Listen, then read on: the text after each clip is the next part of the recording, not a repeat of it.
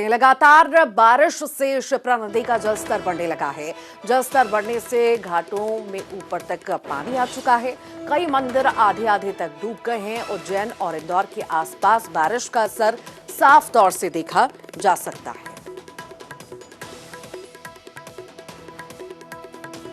माँ शिप्रा तेरागल द्वारा यहाँ पर सेवाएं दी जा रही है, हमेशा ही देते हैं हम लोग। आज शिप्रा जी की बाढ़ है और आप बाढ़ में देख सकते हैं यहाँ पर काफ़ी श्रद्धालु स्नान कर रहे हैं। उन्हीं को लेकर हम लोग यहाँ पर सेवाएं दे रहे हैं, किसी प्रकार की कोई दुर्घटना ना हो।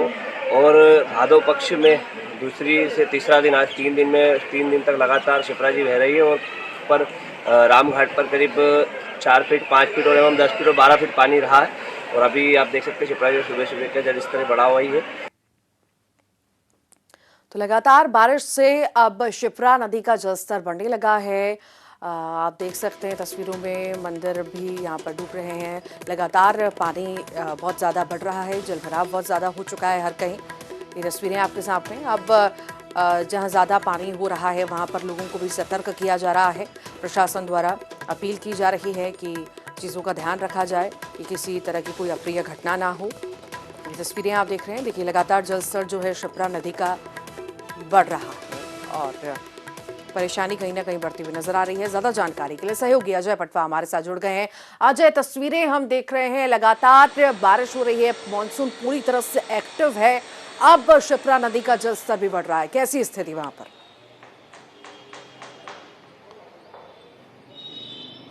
जी देखिए, कई दिनों से जो सूखे के हालात थे, अब वापस से जो है इंद्र देवता मेहरबान हुए हैं और जो बारिश का सिलसिला जो जारी हुआ है, जिसको लेकर अब उज्जैन और इंदौर के आसपास के इलाकों में जो बारिश होती है तो उसके कारण जो शिप्रा नदी का स्तर है वो लगातार बढ़ता जा रहा है। और शिप्रा नदी के घाटों पर जो मंदिर बने हुए हैं वो भी आधे आधे तक जो है जलमग्न हो चुके हैं। और साथ ही निचली बस्तियों में जो रहने वाले लोग हैं उनको भी अलर्ट पर रखा गया है। साथ ही होमगार्ड और एसडीआरएफ के जवान और माँ शिप्रा तेराग दल के लोगों को भी अलर्ट पर रखा गया है। और जो शिप्रा नदी पर स्नान करने के लिए जो श्रद्धालु आते हैं उनको भी जो है बार बार अनाउंसमेंट के जरिए सूचना दी जा रही है, उनको चेतावनी दी जा रही है कि कोई भी पानी में ना जाए, क्योंकि लगातार शिप्रा का जल स्तर जो है बढ़ता जा रहा है।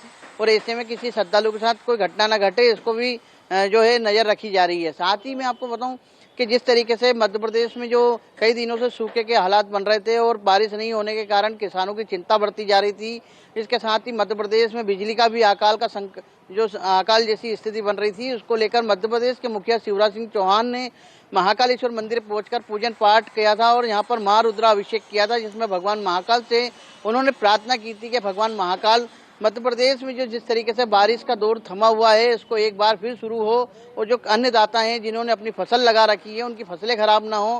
साथ ही मध्य प्रदेश में जो बिजली है, बिजली का संकट घेराता नजर आ रहा है, ऐसी स्थिति ना बने, इसकी पूर्ति बने, तो इसको लेकर प्रार्थना की थी। और जो है कृष्ण जन्माष्टमी से ही बारिश का जो दौर था वो फिर से शुरू हुआ है और लगातार बारिश अब जो है हो रही है, जिसको लेकर अब कई जगह पर नदी नाले जो हैं उफान पर चल रहे हैं और किसानों की भी जो चिंता थी वो भी दूर होती नजर आ रही है। वहीं बिजली के संकट की जो बादल मंडरा रहे थे वो भी अब दूर होते नजर आ रहे हैं। कहीं ना कहीं जो पूजा पाठ की गई है, लोग गाँव में पूजा पाठ की गई है, मध्य प्रदेश के मुखिया के द्वारा पूजा पाठ की गई है, जिन लोगों ने पूजा पाठ की उनका असर देखने को मिल रहा है। अब इंद्र देवता भी मेहरबान है। जी वाकई ईश्वर ने सुन ली।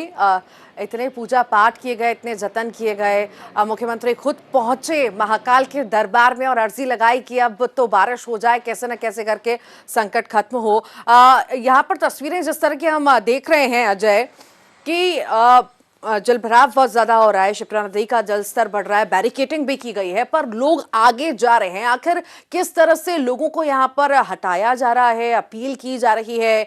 लोग अवेयर हैं इस चीज को लेकर कि नहीं है कि किसी तरह की कोई घटना ना हो? इस बारे में जानकारी दीजिए।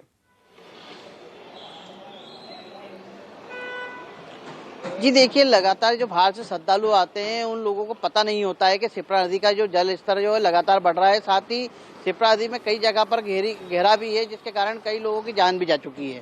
साथ ही जिस तरीके से जो श्रद्धालु आ रहे हैं तो शिप्रा नदी पे जाने के कई सारे रास्ते हैं, जहाँ जहाँ पर रास्ते हैं वहाँ पे भी जो है होमगार्ड के लोग नजर रख रहे हैं। साथ ही जो माँ शिप्रा तेराग दल के लोग जो तैनात रहते हैं माँ शिप्रा के घाट पर, वो भी अपनी तरफ से नजर रख रहे हैं। पर इसके बावजूद भी कई श्रद्धालु ऐसे हैं जो उनकी चेतावनी के बाद भी जो है बैरिकेडिंग पार करके शिप्रा में नहाने का प्रयास कर रहे हैं, अपनी जान को जोखिम में डाल रहे हैं। तो ठीक। कहीं ना कहीं प्रशासन के जो लोग लगे हैं वो तो अपनी वाकई। तरफ से प्रयास कर ही रहे हैं लोगों को बचाने के लिए और उनको नहीं जाने के लिए। ठीक। पर जिस तरीके से जो श्रद्धालु आते हैं और वो अपने जो चेतावनी के बावजूद भी अपनी जान को जोखिम में डालकर गहरे जी। पानी में जाने का प्रयास कर ठीक, रहे हैं। बहुत बहुत शुक्रिया जानकारी को साझा करने के लिए।